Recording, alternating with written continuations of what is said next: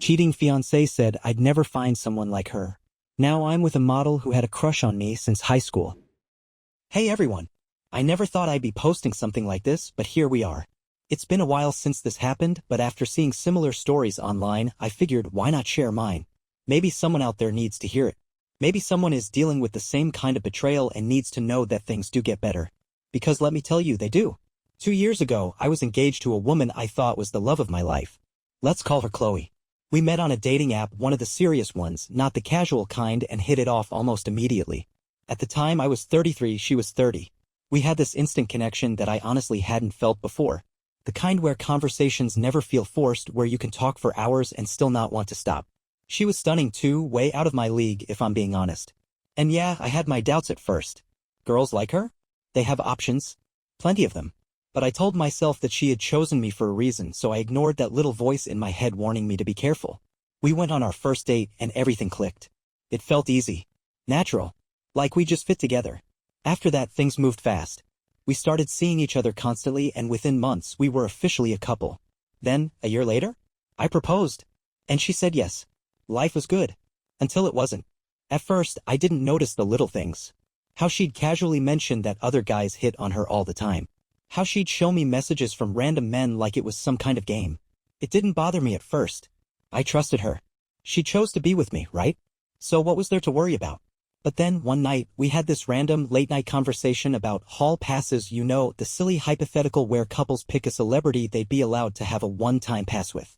She brought it up, which was already weird because I was usually the one making those kinds of dumb jokes. Her pick? Justin Timberlake. Fair enough. But then she said something that stuck with me. Honestly, I don't think there are many celebrities who would say no to me. She said it with a smirk. Like she wasn't even joking. And something about that rubbed me the wrong way. I laughed it off at the time, but that comment? It stayed with me. Because it wasn't just about confidence, it was the way she believed it. Like she could have anyone she wanted. It was as if being with me was a choice she made out of convenience, not because I was special. That feeling? It never really went away. Things were fine for a while. Or at least, I told myself they were fine. But then I started noticing the changes. At first, it was subtle. She'd come home a little later than usual. No big deal, work gets busy sometimes, right? But then a little later turned into a lot later. She used to be home by 6 p.m. Then suddenly it was 7. Then 7:30, sometimes even later. And the excuses? They didn't add up. Oh, I lost track of time. I ran into an old friend. Just had a last-minute work thing. They were vague. Generic. Unlike her. Before, she used to tell me everything about her day. Who she talked to, what project she was working on, details. But now? Now she was avoiding eye contact. Giving me the bare minimum. And when I asked about it, she got defensive. Why are you acting like this? You don't trust me? I can't have a life outside of you? At first, I backed off. I hated fighting. But the feeling in my gut? It didn't go away. And when the late nights continued, I couldn't ignore it anymore. One night, I finally asked her, "Is something wrong? You've been acting different." She barely looked up from her phone. "Nothing's wrong. Just work stress." I wanted to believe her. But I didn't.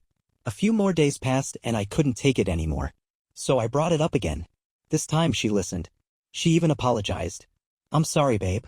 I didn't realize I was being distant. It's just been a lot lately. But I promise it's nothing personal." I nodded, trying to shake the uneasy feeling. But something still felt off. And I was about to find out why. That week, she was home late 3 nights in a row. Each time, her excuses felt hollow. And then, one night, she gave me the worst excuse yet. "Oh, I ran into an old coworker. We grabbed drinks." I don't know how to explain it, but something clicked in my head at that moment. I just knew. She was lying. This wasn't just bad communication. This was something more. Something I couldn't ignore. And for the first time since we started dating, the thought hit me like a truck. She's seeing someone else. I didn't want to believe it. But deep down, I already knew it was true. Once the thought entered my head, I couldn't get rid of it. She's seeing someone else. I wasn't the type to jump to conclusions. I hated drama. I wanted to believe her. But my gut was screaming at me. And deep down, I already knew something wasn't right. Still, I needed proof. I wasn't going to accuse her of something so serious without evidence. So, I decided to test her. The next night, when she said she was working late, I did something I had never done before. I checked her location. We had shared our locations with each other months ago, her idea, actually. She framed it as a safety thing so we could always know where the other person was. I had never once used it. Until now. I opened the app half hoping I was being ridiculous. And then my stomach dropped. She wasn't at work. She was across town in a residential neighborhood, a place she had never mentioned before. I stared at the screen, my heart pounding. There was no work event here, no excuse that could make this make sense. I could have called her. I could have asked. But something inside me said no. See it for yourself. So I grabbed my keys and left. I drove in silence, gripping the wheel so tightly my knuckles turned white. I didn't know what I was expecting to find. Part of me hoped it was all a misunderstanding, that maybe somehow this would all make sense. But when I turned onto the street, I saw her car parked right in front of a townhouse. A townhouse I didn't recognize. My stomach twisted. I pulled over a few houses away, turned off my headlights, and just watched. Minutes passed. Then the door opened. And I saw her, walking out with another man. I felt like the air had been sucked out of my lungs. There she was, my fiancée, the woman I was supposed to marry, smiling, laughing, touching him. Not in a just friends way. It was a way that made my entire world tilt on its axis. And the worst part? She looked happy. Like she wasn't sneaking around. Like she wasn't doing anything wrong. Like I didn't even exist. I didn't confront her. Not yet. I just watched it. She hugged him. Got into her car. Drove off like it was just a normal night. Like she wasn't destroying everything we had. I sat there for a long time, my hands shaking on the wheel. Then finally I started the car and drove home. Because now I needed a plan. That night I barely slept. I kept replaying it over and over, her smile, her laugh, the way she touched him so casually like it was second nature. Like it had been happening for a long time. By morning I had made a decision. I wasn't just going to call her out. I was going to make her regret it. That afternoon I played dumb. When she came home I acted normal. She kissed me hello. Told me about her busy day at work. I smiled. Asked her questions. Let her lie to my face. Because I was done being the fool. I was going to hit her where it hurt. And step one? Making her think she was getting away with it. The hardest part was pretending nothing was wrong. Every time she smiled at me, every time she kissed me, every time she lied to my face, I had to act like I didn't know. Like I wasn't picturing her wrapped around someone else. Like I wasn't counting down the days until I took everything from her. Because I wasn't just going to expose her. I was going to ruin her. Step 1. Gather proof. I knew what I saw that night, but I needed concrete evidence. So I started paying attention. I checked her location every time she said she was working late. And surprise, surprise, she kept going to the same townhouse. She wasn't even trying to hide it. She was comfortable. Confident. Like she knew she had me wrapped around her finger. Like I would never suspect her. It made me sick. But I kept my cool.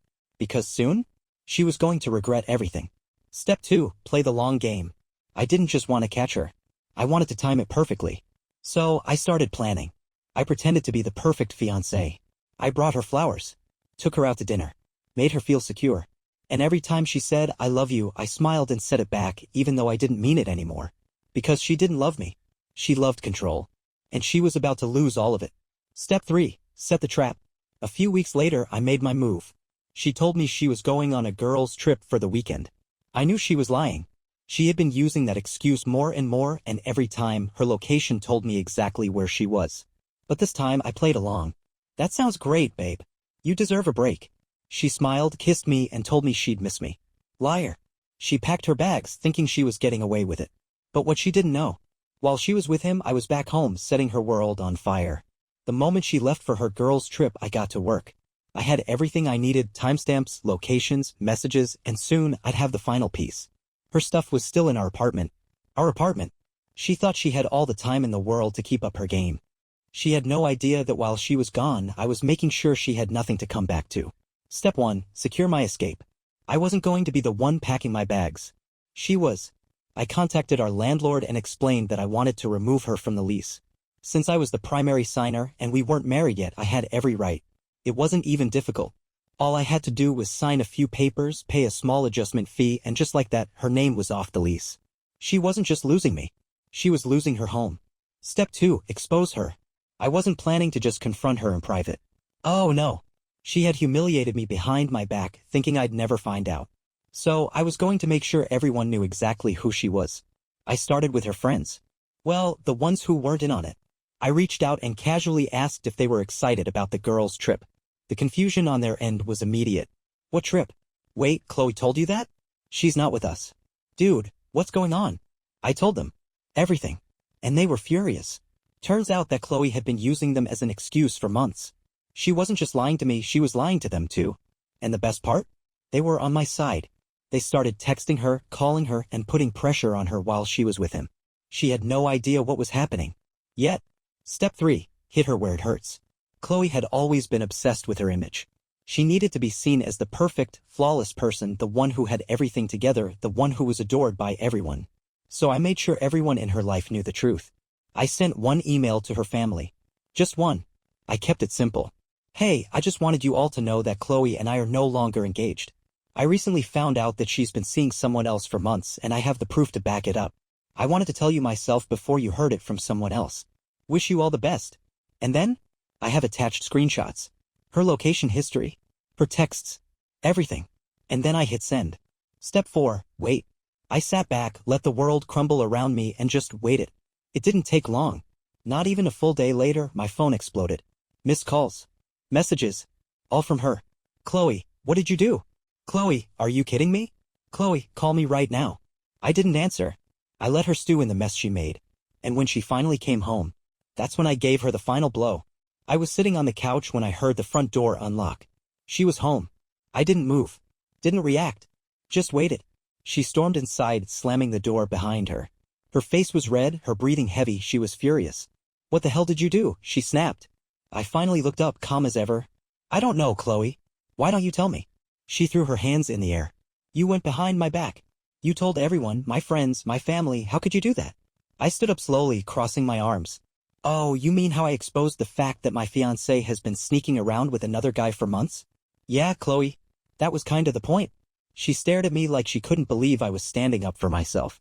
Because that's the thing, she never thought I would. She always assumed I'd just take it. That I'd be too weak to do anything about it. But she was wrong. She scoffed, shaking her head. This is insane. You're acting like a child. You embarrassed me. I laughed. Laughed. You embarrassed yourself, I shot back. I just let people see the truth. She opened her mouth, but I wasn't done. You lied to me, I continued. For months. You let me plan a wedding while you were sneaking around behind my back. And now you're mad? Because you got caught. She clenched her jaw. Do you even feel bad? I asked. Silence. She didn't answer.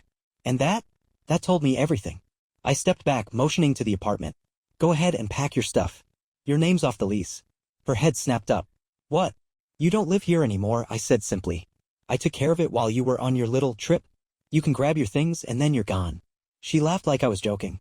You can't just kick me out. I shrugged. Already did. Her eyes widened. She pulled out her phone, probably checking her email. And when did she see the lease update? Her face went pale. I crossed my arms. What's wrong, Chloe? Thought you had all the power in this relationship. She shook her head, still in shock. You're making a huge mistake. No, I said, smirking for the first time in weeks. I'm fixing one. For the next hour, she stomped around the apartment, throwing her things into suitcases, muttering under her breath about how I'd regret this, how I'd never find someone like her. I didn't argue. Didn't even react. Because I already won. She could say whatever she wanted. But at the end of the day, she was the one leaving with nothing. And I was finally free. As she reached the door, she turned back one last time. You'll miss me. I tilted my head. Nah. Then I shut the door behind her.